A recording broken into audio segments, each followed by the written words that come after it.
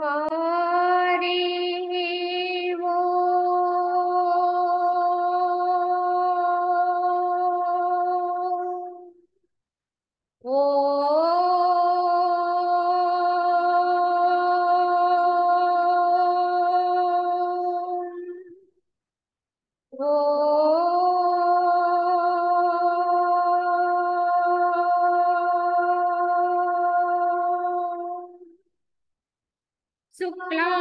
शुक्लाम्बरधरं विष्णुं शशिवर्णं चतुर्भुजं प्रसन्नवदनं ध्यायेत् सर्वविघ्नोपशान्तये अखण्डमण्डलाकारं व्याप्तं येन चराचरं तत्पदं दर्शितं येन तस्मै श्री गुरवे नमः।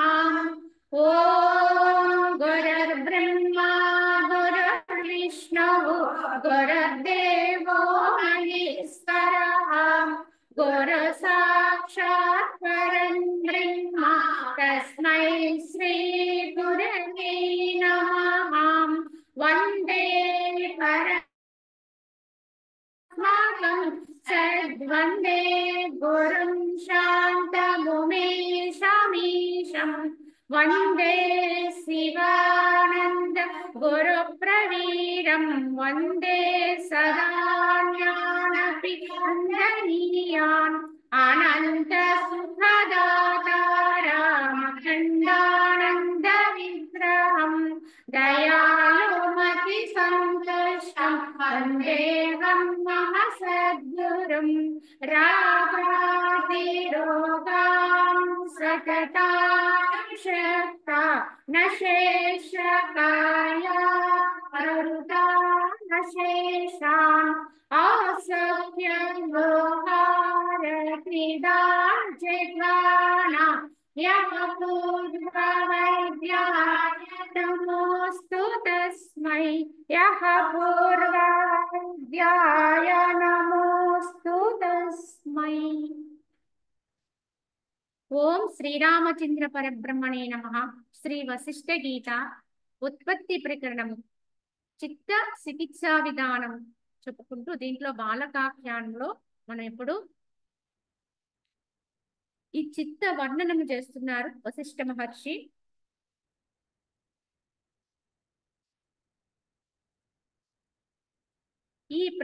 ఈ ప్రపంచమున విహరించే జీవునకు జ్ఞానాగ్నిచే తప్ప మనసు కూడా నశింపదు కదా. ఇక ఆత్మ అన్నది ఎన్నడూ నశింపదని వేరుగా చెప్పవలేనా అన్నారు. ఎందుకంటే ఆత్మ నిత్యము శాశ్వతము అని చెప్తూ ఈ ప్రపంచములో విహరించేటువంటి జీవుడికి ఒక జ్ఞానాగ్నిచే తప్ప మనసు అనేది నశించదు. ఈ జ్ఞానమని ఉన్నవాడికి మనసు నశిస్తుంది. అంటే మనసు నశించడమే చాలా కష్టమైన పని. అయితే ఈ మనసు అసలు యథార్థంగా ఉన్నది కాదు, వాస్తవంగా దీనికి ఏ శక్తి లేదు. అయినప్పటికీ కూడా ఆత్మశక్తితోటి అది శక్తివంతమవుతుంది. అటువంటి మనసును నశింపచేయటానికే ఎన్నో సాధనా క్రమాలు అనేవి అవసరమవుతున్నాయి. జ్ఞానం అనేది ఉంటే తప్ప ఆ మనసు నశింపదు. అటువంటప్పుడు మరి ఆత్మ అనేది ఎన్నడూ నశింపదని వేరుగా చెప్పాలా? ఎందుకంటే ఆత్మ నుంచి కొద్ది శక్తి తెచ్చుకున్న మనసును నశింపచేయటానికే ఎంతో జ్ఞానం ఉండాలి. ఇక మరి ఆత్మకు నాశనం అంటే ఎన్నటికీ ఆత్మ నశింపదు అని గ్రహించుకోవాలి. కుండయందున్న రేగుపండు కుండ పగిలిన నశింపనట్లుగా ఘటమందలి ఆకాశము ఘటము నశించినను నశింపకుండినట్లుగా నాశవంతమగు దేహము యొక్కయు నాశరహితమగు అయినటువంటి ఆత్మ యొక్క సంబంధము అట్టిదని తెలుసుకోవాలి. అంటే కుండలో రేగిపండు ఉందండి, కుండ పగిలిపోయింది. కుండ పగిలిన రేగిపండు నశింపదు. అదే విధముగా అదే కుండలో శూన్యం ఉంది, ఆకాశం. ఈ ఆకాశం కూడా కుండ పగిలినప్పటికి కూడా ఆకాశానికి నాశనత్వం లేదు. ఘటాకాశము అనంతాకాశములో అంటే తన చుట్టూ ఉన్నటువంటి ఆకాశ తత్వములో విలీనమైపోతుంది. ఇదే విధముగా దేహం లాంటి అంటే కుండ లాంటి ఈ దేహము మనకి కుండలా అనిపిస్తే లోపల ఉన్నటువంటి ఆత్మ లోపలున్న ఆకాశతత్వం. కనుక అది ఎప్పటికీ నశింపదు అని తెలుసుకోవాలి. ఇది పోయినప్పటికీ కూడా, ఇది గతించినప్పటికీ కూడా, ఏదైనప్పటికీ దేహం పడిపోయినప్పటికీ కూడా ఈ అంతర్గతంగా లోపల ఉన్నటువంటి ఆ యొక్క ఆత్మ ఏదైతే ఉందో అది ఎప్పుడూ శాశ్వతము, నిత్యము, అది నశింపదు. కనుక జీవత్వం ఉంటే అది జన్మలకెళ్తుంది, జీవత్వ రహితం అనేది అనుభవిస్తే అది అనంతాత్మలో విలీనమవుతుంది అని చెబుతూ, ఘటము నశించినను ఘటాకాశం మహాకాశమందు యథారీతి ఉన్నట్లుగా శరీరము నశించినప్పటికీ కూడా జీవుడు చిత్తాకాశమందు యథాప్రకారము స్థితి కలిగియే ఉండదు. కావున ఇంకొక విషయం ఏం తెలుసుకోవాలి అంటే, ఘటము నశించినప్పటికీ కూడా ఘటాకాశములో అంటే ఆ ఘటములో ఉండేటువంటి ఆకాశము మహాకాశం నందు యథారీతి ఉంటుంది. అలాగే ఘటం పగిలిపోయిన రేగుపండు అలానే ఉంటుందని చెప్పారు. అది ఎలా ఉంటుందో అలానే ఉంటుంది. కనుకనే పోయేటప్పటికంటే ఘటము నశించేటప్పటికి అందున్నది ఏది ఉంటే అది అలానే ఉంది. అదే విధముగా దేహం పోయేటప్పటికి, దేహము నశించేటప్పటికి ఈ యొక్క జడత్వం, ఈ దేహానికి జడత్వం వచ్చేటప్పటికి లోపల ఉండేటువంటి జీవుడు ఏ స్థితిలో ఉంటే అదే రీతిగా ఉంటాడు. చిత్తాకాశమందు యథాప్రకారము స్థితి కలిగియే ఉంటాడు. కానీ నాశనం మాత్రం లేదు. కనుక దాని అవస్థలు మారుతాయి తప్ప అది మాత్రం సత్యము, దానికి నాశనము లేదు. గృహాది ప్రదేశములందును అంతిమ శ్వాస సూచితమగు మరణకాలమందును జీవాత్మ మరుగుపడుటయే మరణము అన్నారు ఇక్కడ.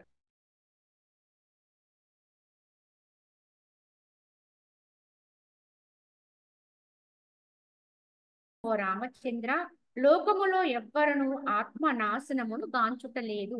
కావున గృహాది ప్రదేశములను ఎవరైతే ఈ యొక్క అంతిమ శ్వాస, చివరి శ్వాస సూచితమైనటువంటి కాలం ఏదైతే ఉందో దాన్నే మనము మరణముగా పరిగణిస్తున్నాం. అంటే ఆ దేహానికి ఇంకా ఆ దేహము నుంచి వచ్చేటువంటి శ్వాస ఆఖరి శ్వాస, ఇంకా మళ్ళీ అది శ్వాసించేటువంటి విధానము లేదండి అక్కడ.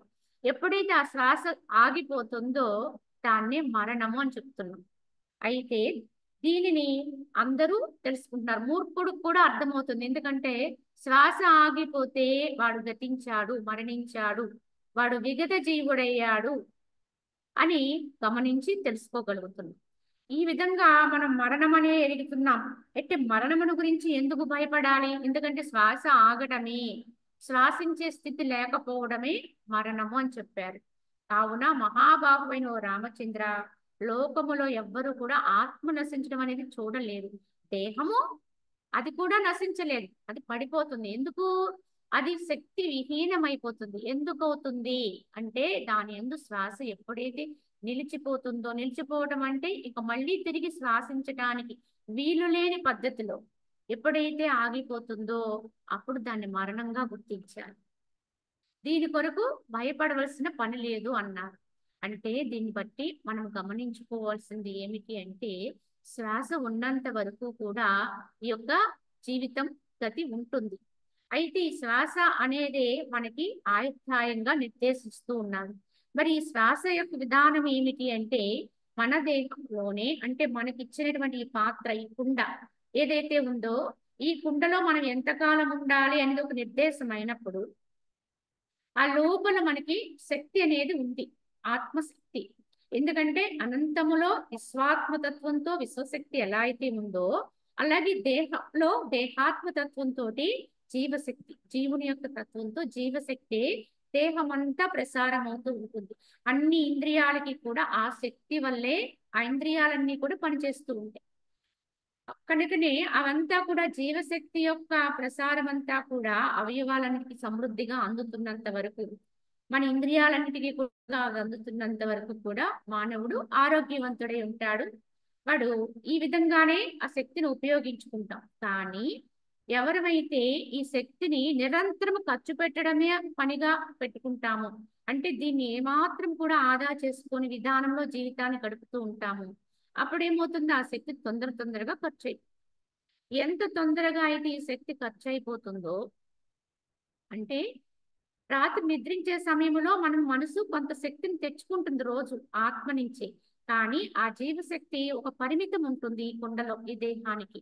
కనుక ఆ పరిమిత స్థాయిని మించిపోయి ఎప్పుడైతే శక్తి ఖర్చు అయిపోతుందో, పూర్తిగా ఖర్చు అయిపోతుందో చివరి బిందు వరకు. ఎందుకంటే ఒక దీపాన్ని మనం వెలిగిస్తే ఆ దీపము కనుమోయే సమయానికి అది పూర్తిగా ఆ కుందులో ఉండేటువంటి చివరి బొట్టు వరకు కూడా ఆ తైలాన్ని పీల్చుకుని, పూర్తిగా పీల్చుకుని, ఇంకా పీల్చుకోవడానికి ఏమి మిగలనప్పుడు, ఇంకా లేదు అనుకున్నప్పుడు ఒక వెలుగు ఆరిపోతుంది.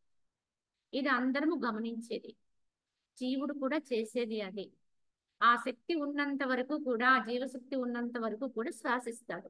శ్వాస అనేది ఆ యొక్క శక్తి వల్లే మనకి వస్తూ ఉంటుంది. కనుక ఆ శక్తి ఉన్నంత వరకే శ్వాస గతి నడుస్తూ ఉంటుంది. కనుకనే జీవుడు ఆ శక్తి చివరి బిందువు వరకు కూడా, అదే చివరి క్షణం అండి, చివరి శ్వాస. ఇంకా అందులో శక్తి మిగలకపోతే, పూర్తిగా ఖర్చు అయిపోయిన క్షణములో అప్పుడు ఇంకా అక్కడ ఉండటానికి ఆ జీవుడికి ఇంకా అక్కడ వీలు కానిటువంటి విధానం. అంటే అక్కడ శ్వాస నడవదండి. ఆ విధంగా శ్వాస ఆగిపోతుంది. ఎప్పుడైతే శ్వాస ఆగిపోయిందో చివరి క్షణములో దాన్ని మరణముగా తీసుకుంటుంది. అంటే ఈ దేహము నుంచి ఇంకా జీవుడు తప్పకుండా విగత జీవుడు అంటే బయటికి వెళ్ళిపోవలసింది, దేహాన్ని విడిచిపెట్టేయవలసింది, తప్పదు ఇంకా. ఇందులో ఇంక వాడుకోవడానికి ఏమీ లేదు. ఆ గృహం పనికిరాదు ఇంకా. కనుక ఆ పనికిరాని గృహాన్ని వదిలేసి ఎలా అయితే బయటికి వెళ్ళిపోతామో, జీవుడు అలాగే ఇంకా పనికిరానటువంటి ఈ దేహాలయాన్ని ఎంత పట్టుకుని ఉందామన్నప్పటికీ కూడా వీలు లేని పరిస్థితి ఏర్పడుతుంది. కనుక వెంటనే అందులోంచి బయటికి వెళ్ళిపోతారు, ఊపిరి ఆడదు. ఈ విధంగా మరణం అనేది సంభవిస్తుంది. కానీ ఒక యోగి ఉన్నారనుకోండి, ఇదే విధానములో వారు ఎంతో సాధనతోటి, నిష్ఠతోటి ఈ యొక్క జీవించి ఉండగానే, దీంట్లో ఇంకా జీవశక్తి ప్రసారం జరుగుతూ ఉండగానే శ్వాసగతిని ఆపగలుగుతారు. వారు తిరిగి మళ్ళీ దేహంలో ప్రవేశిస్తారు, నిలుపుతారు, ఆపుతారు. ఇదే యోగాభ్యాసం అండి. అంటే ప్రయత్నముతోటి నిలుపుతారు. ఈ ప్రయత్నముతోటి శ్వాస ఎప్పుడైతే ఆపగలుగుతారో, నిలబడుతుందో, అది సహసిద్ధంగానే ఆగుతుందో, అప్పుడు ఇది ఇంకా శక్తివంతమవుతుంది. అలా శక్తిని వాళ్ళు ఆదా చేసుకుని జీవన ప్రమాణాన్ని కూడా పెంచుకుంటారు యోగులు, మహనీయులు. ఇవాళ హిమాలయాల్లో మరి కొన్ని వందలు వేల సంవత్సరాలు జీవించేవారు ఉన్నారు అంటే వారు చేసేటువంటి ప్రక్రియలు ఇలానే ఉంటాయి. ఈ విధంగానే వారు ఎంత కాలం ఉండాలనుకుంటే అంత కాలము కూడా సంకల్ప మాత్రంగా, అంటే కేవలం వారి యొక్క అంటే ఇంకా భగవంతుని యొక్క తత్వం పూర్తిగా అనుభవం వచ్చే వరకు కూడా దేహాన్ని వాడుకుంటారు వీరు. ఈ విధంగా ఉంటుందండి. కావున ఇక మరణం అనేది ఏమిటి అంటే ఆ శక్తి పూర్తిగా ఖర్చు అయిపోవడమే మరణం అండి, అంతకంటే ఏమీ లేదు. పూర్తిగా ఖర్చు పెట్టేసినటువంటి చివరి క్షణం ఏదైతే ఉందో అదే మరణం. అంటే అప్పుడు దేహం ఒక్కటే, దేహం మాత్రమే అందులో ఉండడానికి వీలు లేదు కనుక దేహము అక్కడ పడిపోతుంది, జీవుడు బయటపడిపోతుంది. దీన్ని మరణం అంట. అంతేగాని జీవుడికి నాశనము లేదండి. ఆ కుండను వదిలేసేటప్పటికి, ఆ దేహాన్ని వదిలేసేటప్పటికి ఆ యొక్క జీవుడు గతి ఎలా ఉంటే, ఏ స్థితిలో ఉంటాడో అదే స్థితిలో వాడు జీవుడు బయటపడతాడు. అంటే మరల జన్మకు వెళ్ళడానికి సంసిద్ధుడవుతూ ఉంటాడు. కనుక ఏ లక్షణాలు అయితే ఉంటాయో మన దేహాన్ని విడిచేటప్పటికి అంత్యకాలములో మనకి ఆ జీవత్వంతో ఉన్నప్పుడు ఏ ఏ భావాలు ఉంటాయో, ఏ లక్షణాలు ఉంటాయో, ఏ స్మరణలు ఉంటాయో అవన్నీ కూడా మనతోటే ఉంటాయండి. ఎవరితో? జీవుడితో ఉంటాయి. ఈ జీవుడే వాస్తవముగా నేనండి. ఈ జీవత్వం పోతే ఉండే ఆత్మే నేనండి. కనుక అది సంస్కార రూపంగా, అంటే పువ్వు అక్కడే ఉంది, పుష్పము అది వాడిపోయినా దాని నుంచి వచ్చిన సుగంధం ఉంది చూడండి, ఆ తావి. ఆ తావి ఎలా అయితే ఆ గాలితో అది ప్రయాణించి ముందుకు వెళ్ళిపోతుందో, అంటే పువ్వు అక్కడే పడిపోయినా దాని తావి ఎలా అయితే దాన్ని తీసుకుని వెళ్ళిపోతుందో, అదే విధముగా దేహం అనేది ఇక్కడ రాలిపోయినా, పడిపోయినా, గతించిన, అంటే ఇది కూడా నాశనం కాదండి. యథార్థం చెప్పాలంటే దేహం అక్కడ పడిపోతుంది, కానీ వాడుకోవడానికి వీలు లేని విధంగా అయిపోతుంది కనుక అది ఇంక ఉపయోగించదు కనుక అది ఉంటే మళ్ళీ హాని అని తలచి దాన్ని ఇంకొక నలుగురు ఎవరో మళ్ళీ దాన్ని వేరే రకంగా దాన్ని హతం చేస్తారు తప్ప వాళ్ళు చనిపోయారంటే మాయమైపోరు కదండి ఎవ్వరూ కూడా. అప్పటికప్పుడు ఆ రూపము నచ్చదు కదా. పంచభూతాల ఆధారంగా తయారైనటువంటి ఈ దేహము మళ్ళీ పంచభూతాల్లో లయమైపోతుంది. దాన్ని ఏ రకంగా మనం అది ఖననం చేసినా, ఇతరత్ర ఏ ప్రక్రియల వల్ల చేసినప్పటికి కూడా, దహనం చేసినా, ఏం చేసినా పంచభూతాత్మకంగా వచ్చిన దేహం పంచభూతాల్లో లయం అవుతుంది అంతే తప్ప ఏది నశించేది లేదండి వాస్తవానికి.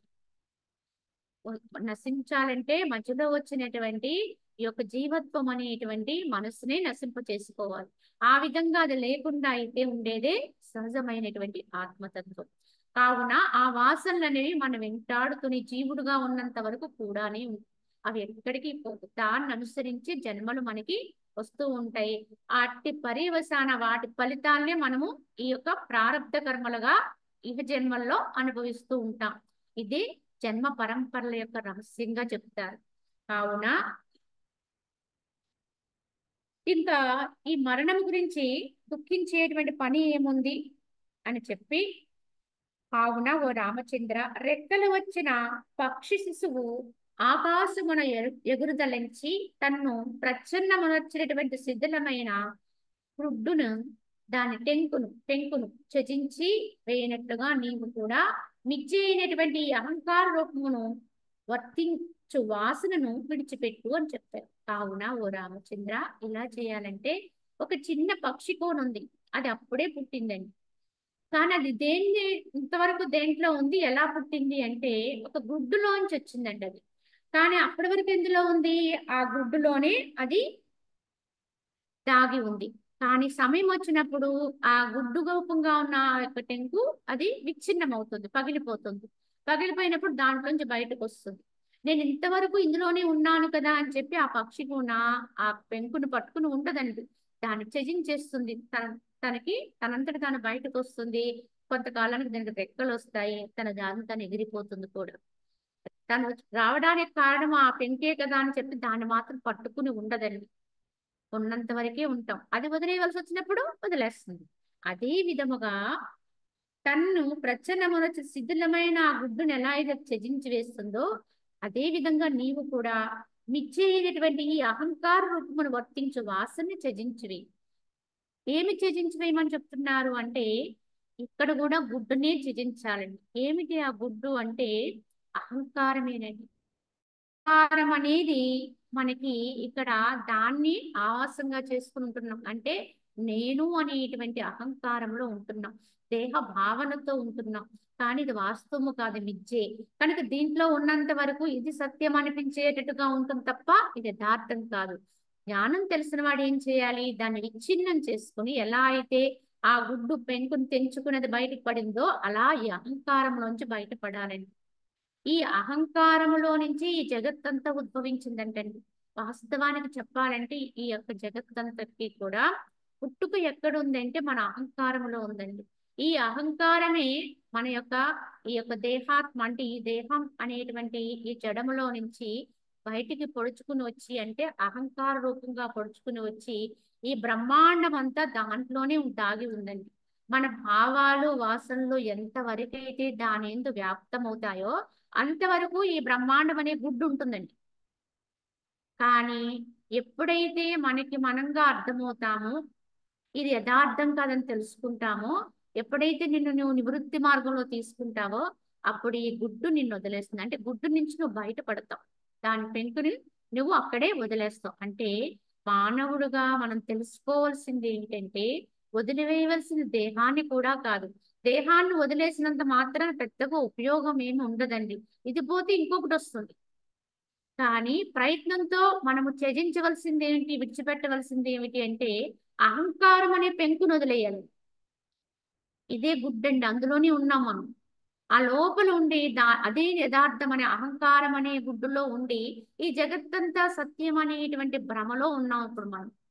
దాన్ని త్యజించి విసర్జించి మనంగా బయటపడిపోవాలి. అంటే అహంకారాన్ని వదిలేయాలి.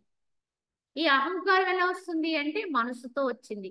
ఈ మనసు వచ్చి దేహాన్ని పట్టుకుని నేను ఫలానా ఫలానా అని ఎప్పుడైతే నీకు గుర్తు చేస్తుందో అప్పుడు మనకి అహం అనేది పుడుతుంది. ఈ అహంకారంలో నుంచే మనకి జగత్తంతా విజృంభించింది.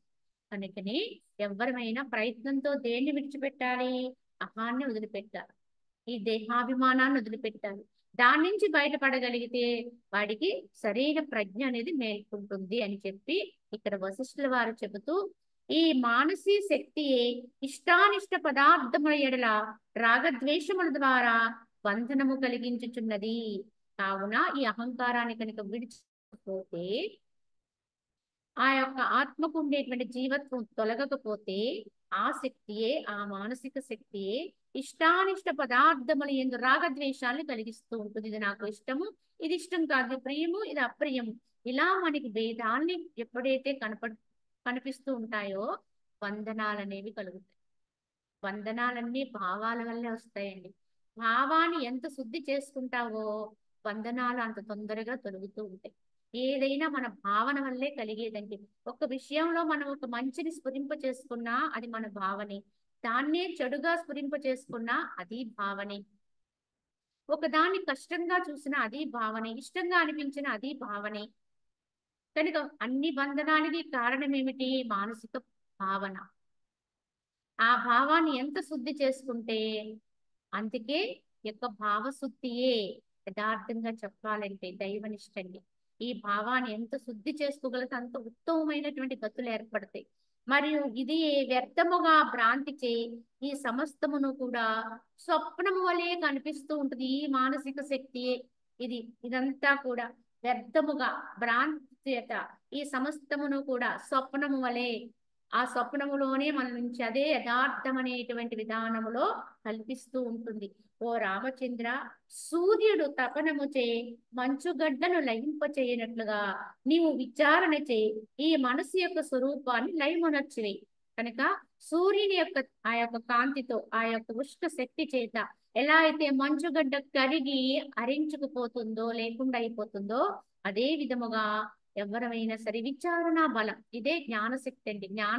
జ్ఞానం అనే తేజస్సు చేత ఈ విచారణ అనే బలాన్ని పెంచుకోవడం ద్వారా మనసు యొక్క స్వరూపాన్ని నెమ్మది నెమ్మదిగా కరిగించేయాలి. చివరికి కరిగి కరిగి అది లయమైపోవాలి, లేకుండా అయిపోవాలి. మంచు లేకుండా వలనని కోరువాని యొక్క అభీష్టము సూర్యోదయం చేత సిద్ధిస్తుంది. ఈ మంచు అనేది లేకుండా అయిపోవాలి అనే వారి అభీష్టము ఎలా సిద్ధిస్తుంది అంటే, సూర్యోదయం అయితే మంచు నశించిపోతుంది. ఉదయకాలములో మంచు కురుస్తూ ఉంటుంది, చాలా దట్టమైన మంచు పడుతూ ఉంటుంది. మరి కొంతసేపటికి కొంత సమయం అయ్యేటప్పటికి సూర్యుడు బాగా ప్రకాశించే సమయం వచ్చేటప్పటికి ఈ మంచు అంతా కరిగి, అంటే సూర్యోదయం హరింపబడుతుంది. అదే విధముగా మనోనాశం అనేది సిద్ధించాలంటే మరి ఆ వారి అభిష్టం ఎలా సిద్ధిస్తుందంటే, సూర్యోదయం లాంటిదే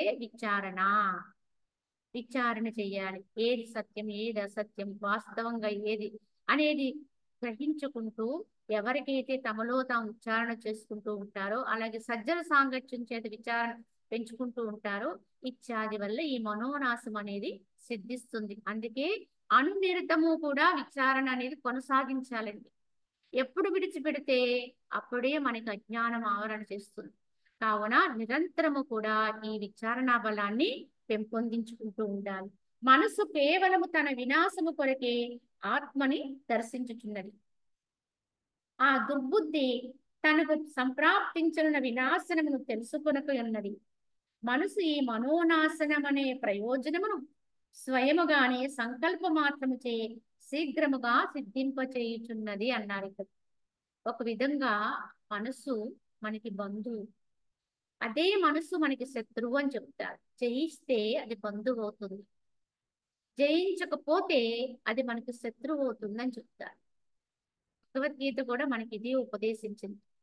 కానీ ఇంతకీ ఈ మనసు ఏ విధంగా మనకు ఉపకరిస్తుంది, ఏ విధంగా నాశనాన్ని కలిగిస్తుందంటే, అది ఎప్పుడైతే అంగీకరించి విచారణ బలాన్ని పెంపొందించుకోవడం వల్ల అంగీకరించి ఆత్మను చేరిందనుకోండి, అప్పుడు మనకి అది శ్రేయస్సుని కలిగిస్తుంది, బంధువు అవుతుంది. కానీ ఇలా ఆ మనసు బంధుత్వంలోకి వచ్చింది అంటే అర్థం ఏమిటి అంటే, త్యాగం. అంటే నేను చనిపోయి నీకు దక్కిస్తాను అంటుంది మనసు. అంటే ఆ మనసు చనిపోతేనే కదండి దైవాన్ని తెలుసుకోగలిగేది. మనసు ఉన్నంత కాలము దైవం యొక్క వాస్తవ జ్ఞానం అందదండి ఎవ్వరికి కూడా. యథార్థ జ్ఞానం అనేది అందదు. కనుక ఈ మనసు అనేది ఆత్మను చేరడము అనేది సంభవిస్తే, అది ఏ రకంగా చేరినా దానికి అంతిమ స్థితి ఏంటంటే దాని వినాశం. అంటే అది లేకుండా అయిపోవడం, చనిపోవడమే. కనుక ఈ మనసు కేవలం తన వినాశనము కొరకే, అది నశించిపోవుట కొరకే ఆత్మను దర్శిస్తుంది. కనుక ఆత్మను దర్శించామండి అంటే మనసు చచ్చిపోయిందని అర్థం. అక్కడ ఆత్మ దర్శనం అయ్యింది అంటే మనసు గతించింది అని అర్థం. కానీ మరి ఆత్మని దర్శించాలి, ఆత్మస్థితి అనుభవంలోకి వెళ్ళాలి అంటే దేంతో ప్రయాణం చేసి వెళ్ళాలి అంటే మనసు సహాయంతో వెళ్ళాలి. మనసు యొక్క సహాయంతో మళ్ళీ ఆ చోటుకి చేరగలం. దాని నుంచి విడివడి వచ్చింది అదే, మళ్ళీ దాని దగ్గరికి వెళ్ళేది అదే. కనుక ఆ మనసు ఇష్టపూర్వకంగా వెళ్ళాలి.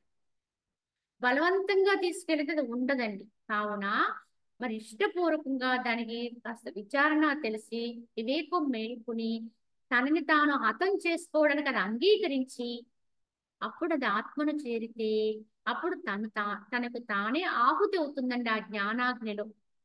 ఎప్పుడైతే జ్ఞానాగ్నిలో మనసు ఆహుతి అయిపోయిందో సర్వ కర్మలు దగ్ధమైపోతాయండి. ఎందుకంటే అన్ని కర్మలకి కూడా చిట్టా అదే. మానవుడు అనేక జన్మల నుంచి చేస్తున్నటువంటి కర్మల్ని సంస్కార రూపంగా తెచ్చేది అదే, ఇహ జన్మలో చేస్తున్న కర్మలను లిఖించేది అదే. అన్నిటికీ కూడా చిట్టా ఎక్కడుంది? చిత్రగుప్తుడి వారి చిట్టా అంటే ఎవరో ఎక్కడో రాస్తారండి, వేరే వారు ఉన్నారనుకునేరు. యథార్థంగా చెప్పాలంటే మన మనసే పెద్ద చిట్టా. ఇదే లిఖిస్తుంది మనం చేసే పాపపుణ్యాలు కానివ్వండి, మన ఉండే స్థితులు కానీ ఏదైనా సరే దాంట్లో నిక్షిప్తమై ఉంటాయి. ఆ నిక్షిప్తమైనటువంటి ఆ చిట్టాని కనుక దహించేస్తే, కాల్చేస్తే ఇంక వాళ్ళకి కర్మే ఉండదండి, కర్మ నిశేషమైపోతుంది. అందుకే జ్ఞానాగ్ని దగ్ధ కర్మాణి అని చెప్పారు. ఈ జ్ఞానాగ్ని అనేది ఎప్పుడైతే రగులుకుంటుందో, జ్ఞానం అనేది ఎవరిలో అయితే ప్రజ్ఞతో అది వెలుగుతూ ఉంటుందో అప్పుడేమవుతుంది? ఈ కర్మల చిట్టా అయినటువంటి మనసు దగ్ధమైపోతుంది, ఆహుతైపోతుంది. ఈ మనసు ఆహుతైపోతేనే ఆత్మానుభూతి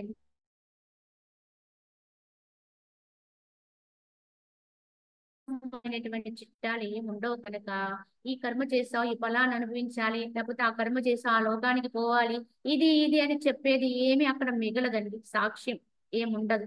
మొత్తం అన్ని రద్దయిపోతాయి. రద్దయిపోతే గనుక వాడికి ఇంకా ఏం పొందటానికి ఏముండదు. జన్మలకు వెళ్ళవలసిన అగత్యం ఉండదు. ఏ లోకాల్ని చూడవలసినటువంటి అవసరం ఉండదు. కావున ఎవరికైతే మనోనాశనం సిద్ధిస్తుందో, ఈ మనసు ఇష్టపూర్వకంగా ఎప్పుడైతే ఆత్మను చేరుతుందో తన యొక్క వినాశనము తెలిసి కూడా అది దాని వైపు చేరుతుంది.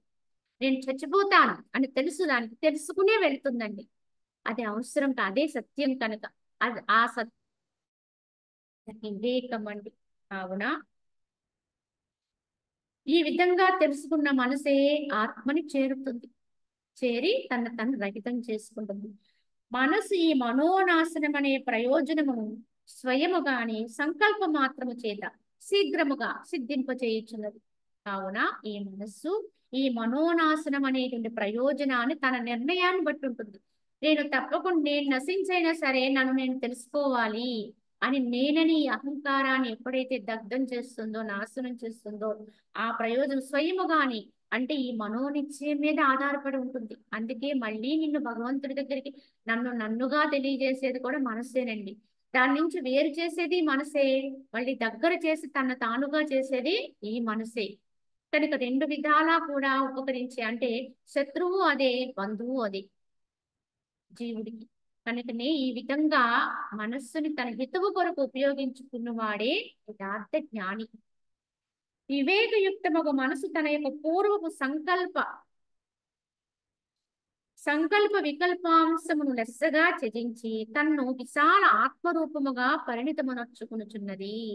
కావున ఎప్పుడైతే మనసు వివేకయుక్తమవుతుందో తన యొక్క పూర్వపు సంకల్ప వికల్పములన్నిటినీ కూడా లెస్సగా విడిచిపెట్టేస్తుంది. అన్నిటినీ కూడా త్యజించేసి తన్ను విశాల ఆత్మరూపముగా పరిణితి చెందే అవకాశం అందరికీ ఉంది. కావున గతం ఏమైంది, గతము నాస్తి, ఏమి జరిగినా ఇప్పటికి మాత్రం తను తాను స్ఫురణలోకి తెచ్చుకుని తన్ని విశాల ఆత్మరూపముగానే పరిణితి చెందించుకుంటూ ఉంటుంది వివేకయుక్తమైన మనసు అయితే. ఓ రామ, ఈ మనోనాశమే పరమ పురుషార్థం యొక్క ఉదయమై ఉన్నది. ఈ మనోనాశ స్థితి ఏదైతే ఉందో అదే పరమ పురుషార్థం. ఇంకా అంతకు మించినటువంటి పురుషార్థం ఇంకొకటి లేదండి. ఇంకా ఉన్నది అది ఒకటే, అదే యథార్థము, అదే పరమ పురుషార్థం యొక్క ఉదయమై ఉన్నది. మనోనాశనం అని సిద్ధించింది అంటే ఆత్మ సాక్షాత్కారం అయ్యింది అని వేరే చెప్పక్కర్లేదు. ఈ రెండు ఒకదాంతో ఒకటి ముడిపడి ఉంటాయి. అది గతిస్తే ఇది ఉదయిస్తుందండి. ఎప్పుడైతే మనసు నశించే స్థితి ఏర్పడిందో ఆత్మోదయం అయిపోతుంది. చీకటి వెళ్ళిపోయింది అంటే వెలుగు వచ్చిందని చెప్పక్కర్లేదు. వెలుగు వస్తేనే కదా చీకటి పోతుంది. అదే విధముగా ఇది కూడా అంతే. మనస్సు నశించే స్థితి ఏర్పడింది అంటే అక్కడ ఆత్మోదయం అయించాలి. మరియు ఈ మనోనాశము చేతనే సమస్త దుఃఖములు క్షయించిపోతాయి. ఇంకేమవుతుంది? ఈ మనోనాశ స్థితి ఏర్పడితే దానికి ఒక దుఃఖము కాదు, రెండు దుఃఖాలు కాదు, సమస్తం. ఇంకా అక్కడ దుఃఖం అనే దానికి తావు లేదండి. ఎందుకు లేదు అంటే అన్నిటికీ చిట్ట అదే, ఆ మనసే లేదండి ఇప్పుడు. కావున ఆ మనసే లేనప్పుడు ఇంకా అక్కడ దుఃఖాలు వచ్చే ప్రసక్తే లేదు. కాబట్టి మనోనాశము కొరకే నీవు ప్రయత్నము చేయము, కానీ మనసు యొక్క వ్యాపారము కొరకు కాదు. కావున సాధకుడు ఎల్లవేళలా కూడా ఆ మనసును నశింప చేసుకునే విధానానికే ప్రయత్నం చేయాలి తప్ప దానితో వ్యాపారం చేయటానికి మాత్రం కాదండి. ఈ మనోవ్యాపారాన్ని ఎంత పెంచితే అంతంత మనం ఆత్మకు దూరం అవుతామని యథార్థమండి, వాస్తవం, సత్యం ఇది. కాబట్టి మనము ఎంతెంత మన యొక్క నిగ్రహ శక్తిని పెంపొందించుకుంటామో అన్ని వేళ దీన్ని కాపాడుకోగలిగేటువంటి స్థైర్యం మనకు ఉంటుందో, ఈ మనసుని నిగ్రహించుకోగలిగే స్థైర్యాన్ని పెంపొందించుకుంటామో అట్టివాడే దీని నాశనత్వాన్ని సాధించగలుగుతాడు. ఎప్పటికైనా మనోనాశ స్థితి అనేది సాధించగలుగుతాడు. మిక్కిలి దట్టమైనది సుఖదుఖములనే వృక్షములను భయంకరమైన మృత్యు అనేటువంటి సర్పమును కలిగినటువంటి ఈ యొక్క సంసార రూప ఘోర అరణ్యమున అవివేకయుక్తముగు మనసే ప్రభు రాజు. ఎవరికి? ఎక్కడ? ఈ ఘోర సంసార విజ్ఞానికి ప్రభు ఎవరంటే మనసేనండి. ఈ అవివేకయుక్తమైనటువంటి వనానికి రాజు ఎవరు అంటే మనసే. కావున ఇది ఒక్కటి గొప్ప విపత్తులకు హేతువై ఉన్నది. కావున ఇంతటి ఘోర అరణ్యము లాంటిది మహారణ్యం, ఈ సంసార ఘోరారణ్యం కడిగి అన్నిటి విపత్తులకి కారణం ఏమిటంటే దానికి ప్రభు అయినటువంటి, అన్నిటికీ మూల కారణం, అన్నిటినీ ఆజ్ఞాపన చేసేటువంటి ఈ మనస్సే కారణమని, అదే మూల హేతువై ఉన్నది. కనుక ఏది హేతువై ఉన్నదో దాన్ని పట్టుకుని నశింప చేయగలిగితే అన్ని ఉపశమిస్తాయి. ఈ మహారణ్యాన్ని అంతటినీ చక్కబెట్టాలి, చక్కదిద్దాలి, మొత్తం అంతా బాగు చేయాలనుకోవడం అవివేకము, ఎప్పటికీ సాధ్యం కాదు. కనుక దారిని అది జరుగుతూనే ఉంటుంది. కానీ దానికి కీలకం ఎక్కడుందో ఆ కీలకాన్ని పట్టుకోగలిగితే, కనుక మనసే ప్రభువు కనుక అక్కడ దానికి ఆ మనసుని కనుక పట్టుకోగలిగితే అవన్నీ అదే చక్కబడిపోతాయి. కనుక ఈ మనస్సు అనే రాజులా ఉన్న ఈ మనసుని కనుక హరింప చేయగలిగితే అప్పుడు ఆ యొక్క ప్రభువు లేరండి పట్టణానికి.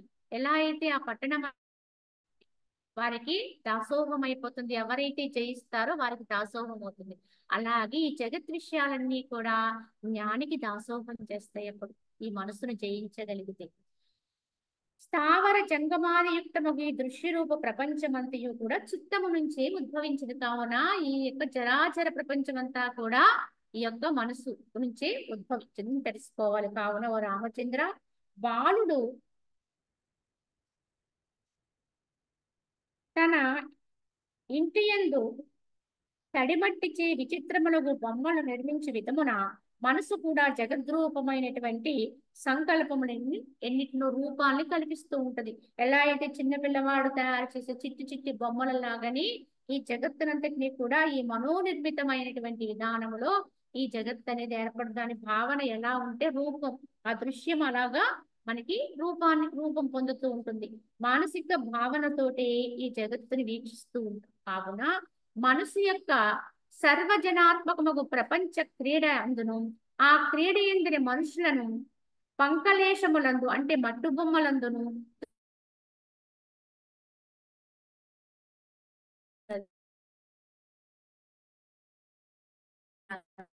ఈ మనసు యొక్క సర్వజనాత్మకము ప్రపంచ క్రీడ, ఈ మనసు చేసేటువంటి ప్రపంచ క్రీడ ఇదంతా కూడా ఈ మనసు యొక్క క్రీడాస్థలం విహరిస్తూ ఉంటుంది ఈ జగత్తులో. కనుక ఈ సర్వజనాత్మకమగు ప్రపంచమందును ఆ క్రీడలో ఉండేటువంటి మనుషులు అన్ని కూడా పంకలేశములందు అంటే మట్టి బొమ్మలందును అన్నారు. ఇవన్నీ మట్టి బొమ్మలేనండి. ఈ జగత్తులో కనిపించే ఉపాధులన్నీ కూడా అంటే ఒక మానవ దేహం ఒక్కటే కాదండి, ఇతరత్ర రకరకాల ఆకృతుల్లో ఉన్నటువంటి అన్ని ఉపాధులు కూడా మట్టి బొమ్మలే. అన్నిటికీ కూడా ఆ యొక్క బొమ్మల్లాగా జడ తత్వంతో ఉన్నటువంటి ఇవన్నీ కూడా. కానీ ఈ బొమ్మలన్నీ కూడా ఆ యొక్క శక్తి అంటే మానసిక శక్తి చేత ఆధారపడి నడుస్తూ ఉంటాయి. దృశ్య పదార్థములందును ఏ రూపము సత్యముగా కల్పించబడుచున్నదో అది అంతా కూడా వాస్తవముగా మిథ్య అన్నారు. అలాగే ఈ దృశ్య పదార్థాల యావత్తులోనూ కూడా ఆ యొక్క మానసిక ప్రభావమే ఉంటుంది. ఇవన్నీ ఆడుతూ ఉంటాయండి. ఇంతకీ ఆ మనసు ఆడిస్తుంది అనుకుంటున్నాం. యథార్థానికి ఆ మనసు కూడా శక్తి లేనిదేనండి. అది ఒక జడ పదార్థమే నిజం చెప్పాలంటే. ఈ దేహము రూపంతోటైనా ఉంది, కానీ మనసుకు ఆ రూపం కూడా లేదండి. అది ఎప్పుడు ఎవరికి కనపడదు కూడా. కానీ అనుకున్న వాడికి అదే భూతం, లేదనుకున్న వాడికి మిథ్య. దాన్ని ఎవరు ఎంత గట్టిగా నమ్ముతామో అంత అది స్థూల రూపాన్ని పొందుతుంది. అంటే చాలా విశాలమైపోతుంది. ఎంత దాన్ని లేదన్నట్టుగా చూస్తాడో, ఉపేక్ష చేస్తాడో దాని యందు ఎవరైతే, వాడికి అది సూక్ష్మత్వాన్ని పొందుతుంది. అంతే తేడా. లేదన్న వాడికి అది లేదైపోతుంది, ఉందన్న వాడికి అది చాలా గొప్పదైపోతుంది. చివరికి అది మృగ్యము అంటే అది అసలు లేదు, అసలు వాస్తవానికి అది పుట్టనే లేదు అన్నట్టుగా ఎవరైపోతారో వారి నుంచి పూర్తిగా తొలగిపోతుంది. ఇది ఒక అభూత కల్పన, కల్పనే ఇదంతా కూడా. కానీ ఇదంతా కూడా మళ్ళీ ఎవరు చేయాలి? లేదని నిశ్చయం కూడా ఎవరు చేసుకోవాలి? మళ్ళీ మనసే చెయ్యాలి. ఇది వలదు, ఇది కాదు, కనుక దీన్ని అసలు గుర్తించవలసిన అవసరం లేదు అనే నిర్ణయాలు కూడా మళ్ళీ మనసే చెయ్యాలి. అందుకని మనసుని మనసు చేతని చేయించగలిగి ఉండాలి. మనోరథమందును స్వప్నమందును సంకల్ప కల్పనలందును చిత్తం ఎట్లు అనేక యోజనముల దూరమును కూడా గోష్పద తుల్యమనర్చుచున్నదో అంటే చాలా తక్కువ సమయంలో ఈ యొక్క ఊహల ఎందు కానివ్వండి, స్వప్నమందు కానివ్వండి, సంకల్ప వికల్పముల ఎందు కానివ్వండి, ఈ యొక్క మనస్సు ఒక త్రుటిలోని ఎంతో దూరం ప్రయాణం చేస్తుంది. కొన్ని వందలు వేల కిలోమీటర్లు కూడా అది వెళ్ళిపోతుందండి ఒక క్షణములో. ఇప్పటికిప్పుడు మనం ఇక్కడుండి ఒక ప్రదేశం చాలా దూరంలోనే ఒక అమెరికా లాంటి ఇతరత్ర దేశాలను కానీ ఒక్కసారి స్మరిస్తే ఈ మనసు వెళ్ళిపోతుందండి. దీనికి సమయం అక్కర్లేదండి. దీని వేగంతో సమానమైన వాహనాలు ఏమి మనకి ఇంకా కనిపెట్టలేదండి. ఎప్పటికీ రావు కూడా. మనోవేగంతో సరి సమానమైనటువంటి వేగం కలిగినవి ఏవి కూడా ఇంతకు ముందు లేవండి, భవిష్యత్తులో కూడా ఉండవు. అన్నిటికంటే వేగవంతమైనది ఈ మనస్సే. త్రుటిలో అది వెళ్ళిపోతుంది. కన్ను మూసి తెరచు లోపలే దాని యొక్క ఊహ, దాని యొక్క భావన ఎక్కడుందో అక్కడికి వెళ్ళిపోతుందండి. నోటిలో మాట రాకముందే ఆ మాటకి అర్థం ఎక్కడుందో అక్కడికి వెళ్ళిపోతుంది ఈ మనసు. అటువంటి వేగవంతమైనది ఈ మనసు. కనుకని దూరమును కూడా గోష్పద తుల్యం చేసేస్తుంది, చాలా తక్కువ చేసేస్తుంది. అనంతమైన దూరం కూడా అట్లే ప్రపంచం మందిర తన నీలలందు కూడా అది అఘటిత ఘటనలు గావిస్తూ ఉంటుంది. అటుదిటు ఇటుదట్టు చేస్తూ ఉంటుంది. ఇది చాలా చంచలమైనది. అలానే ఇది ఏది కూడా దీని యందు అయ్యేది అంటే అవ్వకూడదని ఏది లేదు. ఇది తలుచుకుంటే జరగకూడదు కూడా జరిగిపోవచ్చు, జరిగేది కూడా ఆగిపోవచ్చు అనేటువంటి విధానములో ప్రవర్తన చేస్తుంది. ఇది దేనికైనా సమర్థురాలు, సమర్థవంతమైనదే. కానీ వాస్తవంగా యథార్థంగా మరి దీని యొక్క శక్తిని మనం గమనించుకోకపోతే, అంత గొప్పదైన ఈ మనసుని పట్టుకునే వెళ్ళిపోతే మానవుని యొక్క గతి ఏమైపోతుందండి అంటే అధోగతి. ఎందుకంటే ఈ మనసుని పట్టుకుని వెళ్ళిపోతే ఒక సజ్జనుడు దుర్జనుడైపోయే ప్రమాదం ఉంది. ఒక మంచివాడు చెడ్డవాడైపోవచ్చు, లేదా ఒక ఒక మంచివాడే ఎన్నో నేరాలు చేయొచ్చు, లేదా ఇతరత్ర విధానాల్లోకి వెళ్ళొచ్చు. కనుక ఈ మనసుని ఇది చెయ్యకూడదు, ఇది చెయ్యొచ్చు అని విచక్షణ దాంట్లోకి ఏదన్నా వస్తే, ఎందుకంటే మనం చూసేటువంటి విధానంలో కూడా ఇప్పుడు నేరస్తులుగా పరిగణింపబడుతున్న వారు కూడా ఎప్పుడూ నేరస్తులు కారండి, పుట్టుకతోనూ కారు. వాళ్ళలో మంచి లక్షణాలు ఉంటాయి. అలానే వారు కావాలని కూడా చేయరు, అప్పటికప్పుడు వచ్చే మానసిక ప్రేరణ అండి. ఆ ప్రేరణ తట్టుకోలేకపోతే ఆ యొక్క విధానములో దాని యొక్క ఉత్సుకతతో జరిగేటువంటి ఆ యొక్క దుశ్చర్యలు ఏవైతే ఉంటాయో అవే వారిని ఆ విధానంలో నిలబెడతాయండి. మళ్ళీ వాళ్ళు వెనుతిరిగి చూసుకోలేనంత విధంగా, అంటే ఆ తప్పిదాన్ని సరిదిద్దుకోలేని విధంగా అయిపోతుందండి. అంత తప్పిదాలు చేయటానికి కూడా వెనుకాడదు ఈ మనసు యొక్క ప్రలోభానికి లోనైతే కనుక. కనుక దేనికైనా సమర్థవంతమైనది ఇది. అంత మంచివాడిని క్షణకాలంలో తుచ్చమైన పని చేయించి చెడ్డవాడిగా నిలబెట్టేస్తుంది, వాడిని నేరస్తులు చేసేస్తుంది, లేకపోతే రకరకాలు చేసేస్తుంది. ఈ మానసిక ప్రలోభం అంత గట్టిదండి, గొప్పది. దీని శక్తి అంత వేగంగా ఉంటుంది, అంటే దాని యొక్క ప్రయాణం అంత వేగంగా ఉంటుంది, వేగం. అదే విధంగా దాని శక్తి కూడా అంత గొప్పదిగా ఉంటుంది. కానీ ఈ వేగానికి, ఈ శక్తికి అంత, దానికి అన్ని శక్తులు రావటానికి కారణము ఏమిటి అంటే అది ఆ యొక్క ఆత్మకి చేరువలో ఉండడమే. భగవంతుని యొక్క శక్తి ఏదైతే ఉందో, ఆ యొక్క విశ్వాత్మ అంటే ఆ చైతన్యం ఏదైతే ఉందో అది స్వయం ప్రకాశ, స్వయం సిద్ధమైనటువంటి చైతన్యం. ఆ చైతన్యానికి అతి చేరువలో ఉండేది, దాని నుంచి పుట్టినటువంటి ఈ మనస్సు. అందుకే దీనికి ఇంచుమించు ఆ శక్తులు వచ్చాయా, ఉన్నాయా అన్నంత గొప్పదిగా బయటికి ప్రకటితమవుతూ ఉంటుంది. కానీ ఈ ఈ శక్తుల్ని ఇలానే మనం బయటికి ప్రకటితం చేస్తే, వదిలేస్తే జరిగేవి పరిణామాలు చాలా విపత్కర పరిణామాలు ఎదుర్కోవాల్సి వస్తుంది. కావున ఇది ఇంత శక్తివంతం కనిపిస్తున్నా, ఇంత గొప్పదిగా అనిపిస్తున్నా, ఎందుకంటే అయస్కాంతము చెంత ఉన్నటువంటి సూది అయస్కాంతం అడగదు, కానీ తన సహజ లక్షణంగా అది అయస్కాంత శక్తి తన నుండి ఆ యొక్క ఆకర్షణ శక్తి అనేది విజృంభిస్తూ ఉంటుంది. అనివైపులకి, నలువైపు, నలుదిక్కులకి కూడా అది వ్యాపిస్తూ ఉంటుంది. కానీ అనుకూలమైన పదార్థాల చేరువలో ఉంటే తప్పకుండా అవి ఆకర్షితం అవుతాయి, తద్వారా అవి కూడా ఆ శక్తిని పొందుతాయి. పొందినప్పుడు అవి నిజంగా ఇవే ఇంత గొప్ప పని చేస్తున్నాయి అన్నట్టుగా భ్రమింప చేస్తాయి. వీటికి ఇంత శక్తి ఉంది కదా అనిపిస్తూ ఉంటుంది. వాస్తవానికి వాటికి ఆ శక్తి ఎక్కడి నుంచి వస్తుంది అంటే అయస్కాంతం వల్ల వచ్చిందండి. కానీ బయటికి మాత్రం వాటి యొక్క శక్తి గొప్పదిగా కనిపిస్తూ ఉంటుంది. ఒక ఇనుప రజన ఉందని చూడండి, మనకి చిన్నపిల్లలు ఆడుకుంటూ ఉంటారు ఇనుప రజన. ఈ ఇనుప రజన అనేది ఏదైనా సరే ఇనుప వస్తువుని ఆకర్షించడం దాని లక్షణం. ఈ అయస్కాంత శక్తి కలిగి ఉంటుంది ఆ రజనం. కనుక అటువంటి రజన ఒక పేపర్ మీద కానీ దేని మీద తీసుకుని మనం ఒక పినీసుని కనుక పైన పెడితే అదేమవుతుంది, ఆ శక్తి వల్ల ఆడుతూ ఉంటుంది. ఈ పినీస్ కదులుతూ ఉంటుంది. బయటకి ఏం కనిపిస్తుంది అంటే ఆ గుండు సూది లేక పినీసు, ఆ ఇనుప సూది కదులుతున్నట్టుగా అనిపిస్తుంది. చూసే వాళ్ళకి అది కనిపిస్తుంది, కానీ దాని ప్రభావం వెనక ఉన్న ఆ కింద ఉన్న అయస్కాంత శక్తి అండి. ఆ ఇనప రజనకి ఆ శక్తినిచ్చింది, ఆ పినీసుకి ఆ శక్తినిచ్చింది అయస్కాంతమే. కింద ఉన్న అయస్కాంతం కనిపించదు, పైన ఉన్నటువంటి ఇవి ఆడుతూ ఉంటాయి.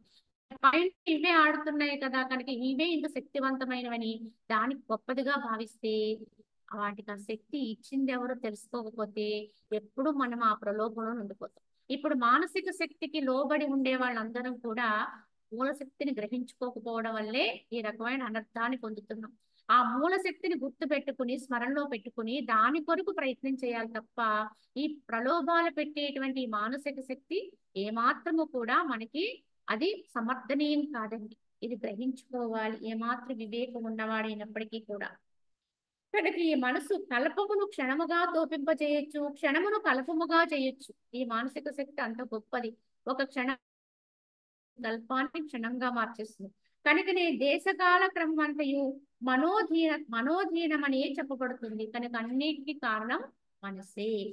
సువర్ణ పరీక్షకులు ఎట్లు కటక కేయూరాది ఆభరణముల రూపమును కాంచక కేవలము సువర్ణమునందే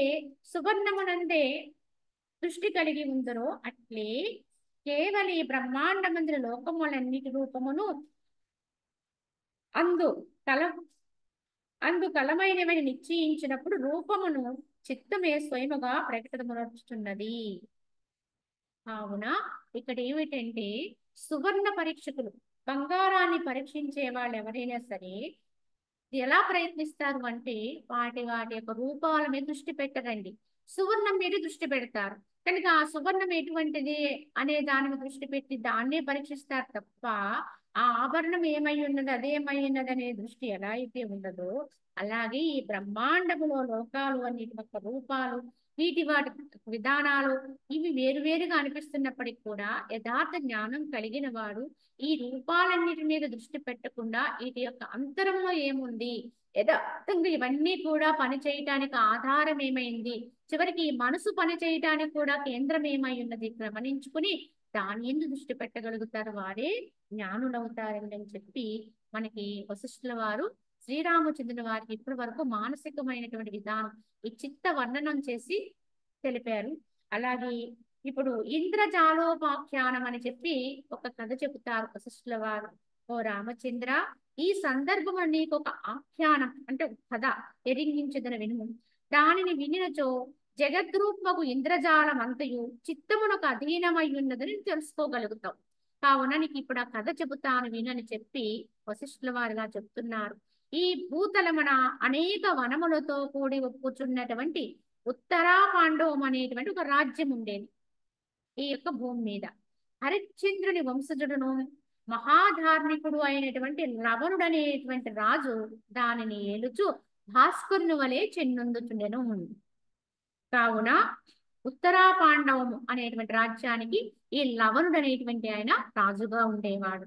ఉత్తమ గుణములు గల ఆ రాజు ఒక్కనాడు సూర్యోదయమైన పిదప 4 గడియల కాలమునకు సభాస్థానమును ప్రవేశించి సింహాసనంపై కూర్చున్నారు. సింహాసనాన్ని సృష్టించారు ఆయన. సూర్యోదయం అయిన తర్వాత దినచర్యలన్నీ పూర్తయిన తర్వాత ఆయన సింహాసనాన్ని అధిష్ఠించారు.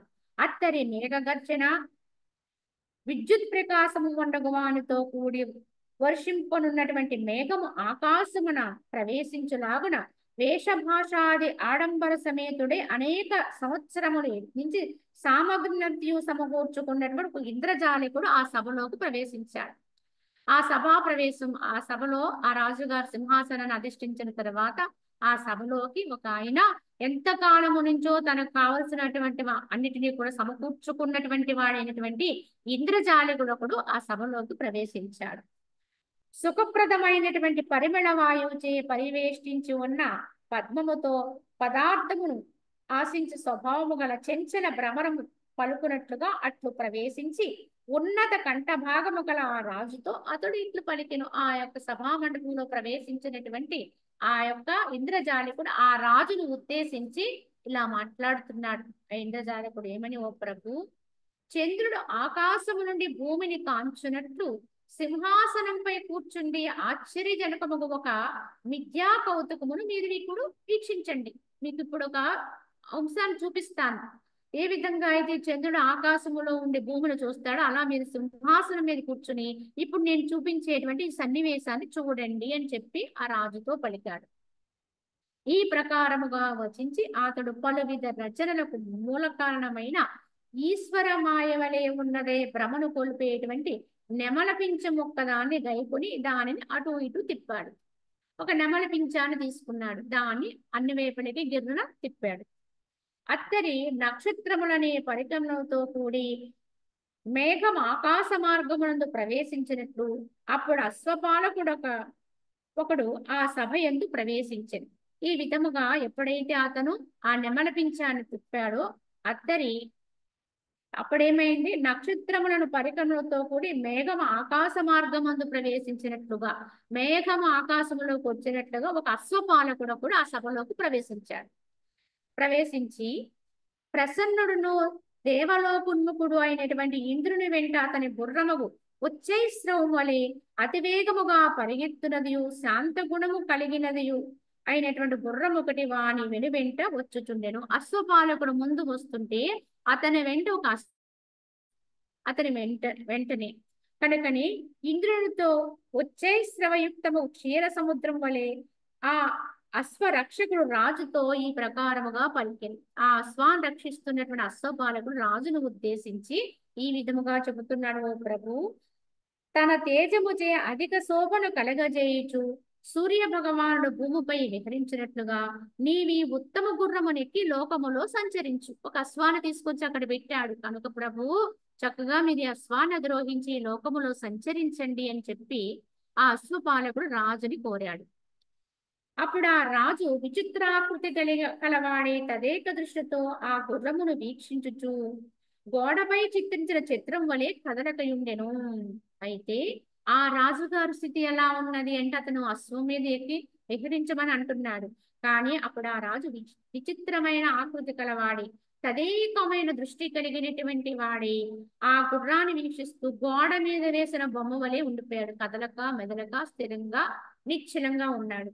అట్లు ఒక క్షణకాలము దాన్ని పరికించి ఆ సింహాసనం పైననే ఉండి కనులు మూసుకుని శబ్దాయమానముగు సముద్రము తన ఎందలి జలమును త్రాగుటకు సిద్ధముగా ఉన్న అగస్త్యును చూచి మిక్కిలి క్షోభను చెందినదై స్తంభించినట్లుగా రాజు చేష్టారహితుడై ఉండెను. అయితే ఆ అశ్వాన్ని వీక్షిస్తున్నాడు. అతనిలో ఏమాత్రము కదలికలు లేవు. గోడ మీద వేసిన బొమ్మలా అయిపోయాడు, నిశ్చలుడైపోయాడు. అట్లు ఒక క్షణకాలము దాన్ని పరికించాడు. ఆ సింహాసనం పైనే కూర్చుని ఉన్నాడు, కళ్ళు మూసుకుని ఉన్నాడు. అయితే మానమైనటువంటి సముద్రము తన ఎందలి జలమును త్రావుడుకు సిద్ధముగా ఉన్నటువంటి అగస్త్యుని చూచి మిక్కిలి క్షోభించినదై స్తంభించిపోయినట్లుగా రాజు చేస్తారు. ఇక్కడ ఉపమానాన్ని ఇచ్చారండి. అగస్త్య మహర్షి ఒక్కోనొక కారణము చేత మనకి చరిత్ర చెబుతూ ఉంటుంది. పురాణాలు మనకి చెప్తూ ఉంటాయి. అగస్త్య మహర్షి చాలా గొప్పవారిని, ఆయన ఒక క్షణకాలములో సముద్రంలో ఉన్నటువంటి నీటిని కూడా అవపోసన పట్టేశారు, లోపలికి తీసుకున్నారని చెప్తారు. ఆ విధముగా అగస్త్యుడు సముద్రాల్లో ఉన్న నీటినంటిని కూడా లోపలికి తీసుకుందామనే ప్రయత్నం చేసినప్పుడు ఆ నీళ్ళన్నీ కూడా ఎలా అయితే శోభతోటి నిశ్చరత్వాన్ని పోతాయో అలా రాజు కూడా చేష్టారహితుడైపోయాడట. ఏమాత్రము కూడా అతని శరీర అవయవాలు మెదలట్లేదు. చాలా స్థిరపడిపోయాడు, అలా నిశ్చలుడైపోయాడు. రాగరహితుడైనటువంటి మునీశ్వరుడు బాహ్య దృష్టిని నిరోధించి ఆత్మానందమును పడేచు నిశ్చలముగా ఉండునట్లున్నాడు ఆ రాజు. ఇంకెలా ఉంటారు, ఎవరుంటారు ఇలా అంటే, రాగము లేనటువంటి ఒక మునీశ్వరుడైతే బాహ్య దృష్టిని పూర్తిగా నిరోధించి తన దృష్టిని లోపలికి తిప్పుకొని అంతర్ముఖత్వాన్ని పొందే ఆత్మానందమును బడిచున్నవాడు ఎలా అయితే నిశ్చలుడైపోతాడో అలా నిశ్చలుడైపోయాడు ఆ రాజు. అదే విధముగా 4 గడియల వరకు ధ్యానాసక్తిని వలె నిశ్చేష్టుడై ఉండను. అలాగే నిశ్చేష్టుడై ధ్యానావస్థుడు లేక జ్ఞానంలో నిమగ్నుడైపోయిన వాళ్ళగా ఉండిపోయాడు ఆయన. ఆశ్చర్యచకితులకు ఆ సభాదులందరూ కూడా చలింపని పుష్పరేణువులు చల్లి బురదయందు పడి ఉన్న కమలము వలె చలనరహితులై ఉంటుంది. అలాగే ఆ సభాస్థలంలో ఉన్నటువంటి ఆ సభను అలంకరించినటువంటి అందరూ కూడా అదే స్థితిని అనుభవిస్తున్నారు.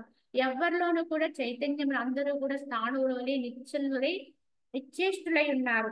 ఓ రామచంద్ర, వర్షాకాలపు మేఘములన్నీ తొలగగా ఉత్తమ కమలము వికాసము పొందినట్లుగా 4 గడియలైన పిదప రాజు క్రమముగా తిరిగి ప్రబోధము చెందిన కొంత సమయం అయిన తర్వాత, ఒక 4 గడియల సమయం గడిచిన తర్వాత ఆ రాజులో నెమ్మదిగా కదలికొచ్చింది. దానిని గాంచిన నేను భ్రాంత చిత్తున్నై ఎదుట ఆ విధముగా రాజులోకి కొంచెము కదలికొచ్చింది. భూమిని ధరించినటువంటి దిగ్గజమును చలింప కైలాస పర్వతం కూడా చలించినట్లుగా జాగృతుడైన ఆ రాజపుడు సింహాసనంపై ఊగిను. అంటే అతనిలో కదలిక రావడానికి సూచనగా నెమ్మదిగా అతను శరీరము ఊగింది. ప్రళయకాలమున సుమేరు పర్వతము చలింపగా మహేంద్రాది కుల పర్వతములు దాన్ని కదలక నిలుపునట్లు సింహాసనం పై నుండి పడుచున్న రాజును ఎదుటనున్న వారు పట్టుకున్నారు. ఆ విధంగా మళ్ళీ బయటికి జాగృతుడై ఎప్పుడైతే శరీరానికి దేహానికి స్పృహ వచ్చిందో అతను వెనక్కి ముందుకి ఊగుతూ అతను కిందికి జారి పడిపోయే ముందు అక్కడున్న సభాసదులు కొందరు ఆయన్ని పట్టుకున్నారు. అత్తరి ఆ సభాసదులు రాజుతో ఆదరముతోటి ఇట్లన్నది, దేవా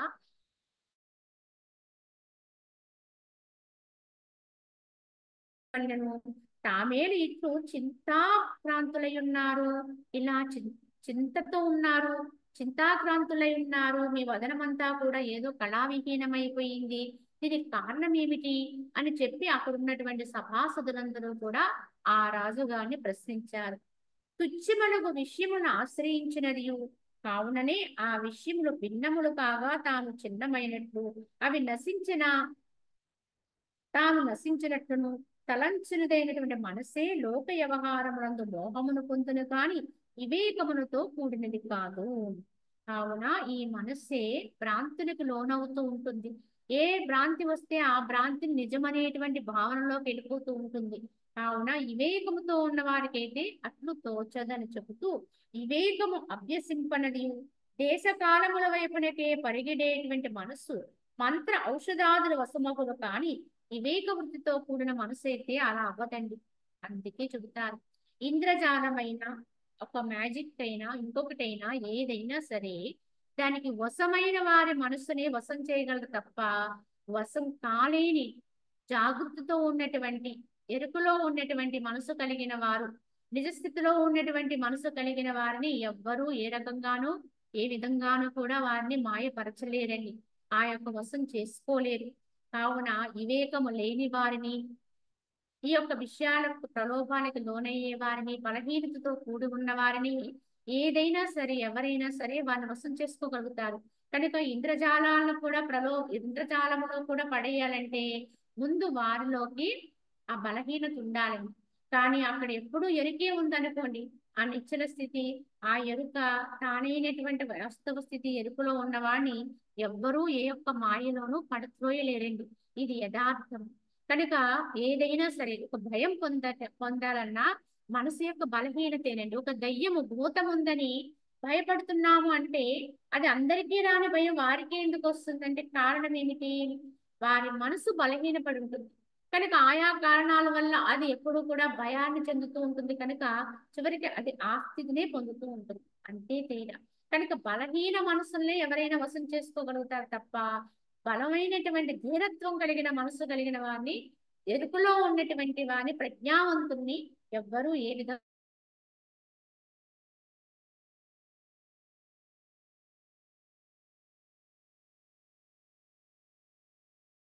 చిన్నత్వ శుష్కత్వములు ఎట్లు చలింప చేయగలుగుతాయి? మేరు పర్వతం వాయువుని కదిలించగలుగుతుంది. మేరు పర్వతమును వాయువు కదిలించగలుగుతుందంటే ఎంత మాత్రం కదిలించలేదు. మేరు పర్వతం అంటేనే చాలా గొప్ప పర్వతం, ఉన్నతమైనది. దాన్ని ఎలా అయితే వాయువు కదిలింపలేదో అదే విధముగా ఎవరిలో అయితే ఈ మానసిక స్థిరత్వం ఉంటుందో, ధైర్యం ఉంటుందో, ఎరుకుంటుందో వారిని ఏ విషయాలు కూడా కదిలించలేవు.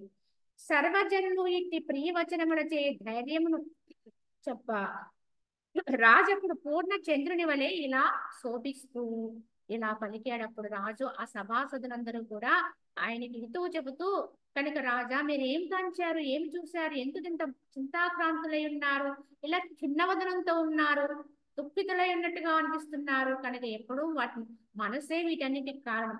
కనుక ఆ మనసుని స్థిరపరచుకుని ధైర్యం చేసుకోగలిగితే అన్ని భయాలు పోతాయి, అన్ని భయాలు రహితమైపోతాయి అని చెప్పి అక్కడున్న మంత్రులు ఇతరత్రులందరూ కూడా అతనికి ధైర్యవాక్యాలు చెబితే అప్పుడు రాజుగారు వారందరినీ ఉద్దేశించి కొంత స్థిమితపడి అప్పుడు ఆ సభికులందరినీ ఉద్దేశించి ఇలా చెబుతాడన్నమాట. ఒక వృత్తాంతం చెబుతాడు, ఒక కథారూపంగా చెబుతాడు. అది ఆ కథాంశం ఏమిటో మనం రేపటి భాగంలో తెలుసుకుందాం. అది ఓం తస్సత్.